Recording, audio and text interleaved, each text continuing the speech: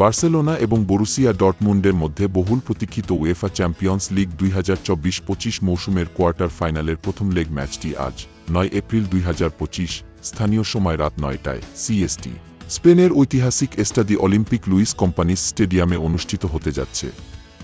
শতাব্দীর অন্যতম আকর্ষণীয় দ্বৈরথটি দেখার জন্য দুনিয়া জুড়ে মিলিয়ন ভক্তদের হৃদস্পন্দন ইতিমধ্যে বেড়ে গেছে। বাংলাদেশের ফুটবল প্রেমীদের জন্য এই রোমাঞ্চকর লড়াইটি শুরু হবে 10 এপ্রিল রাত 1টায়। দলীয় খবর। বার্সেলোনা দুর্ভাগ্যজনকভাবে অভিজ্ঞ গোলরক্ষক মার্ক-আন্দ্রে টের স্টেগেন হাঁটু, উদীয়মান মিডফিল্ডার দানি ওলমো পেশি এবং তরুণ প্রতিভা মার্ক বার্নাল ও মার্ক কাসাদো ইনজুরির কারণে মাঠের বাইরে। বরুসিয়া ডর্টমুন্ড মধ্যমাঠের মেরুদণ্ড মার্সেল সাবিতেজার এমসিএল এবং প্রতিরক্ষার ভরসা নিকলাস সুলে পা ইনজুরিতে আক্রান্ত। ফরওয়ার্ড কোল ক্যাম্পবেল খেলতে পারবেন কিনা তা এখনও অনিশ্চিত।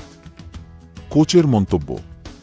ডর্টমুন্ড কোচ নিকো কোভাচ স্বীকার করেছেন যে বার্সেলোনার আক্রমণভাগ, বিশেষ করে রাফিনিয়া, লামিনে ইয়ামাল এবং রবার্ট লেভানডোভস্কি প্রতিপক্ষের জন্য দুঃস্বপ্ন। তবে তিনি আশাবাদী বলেছিলেন, আমরা জানি আমরা আন্ডারডগ, কিন্তু ফুটবলে যে কোনো কিছু সম্ভব।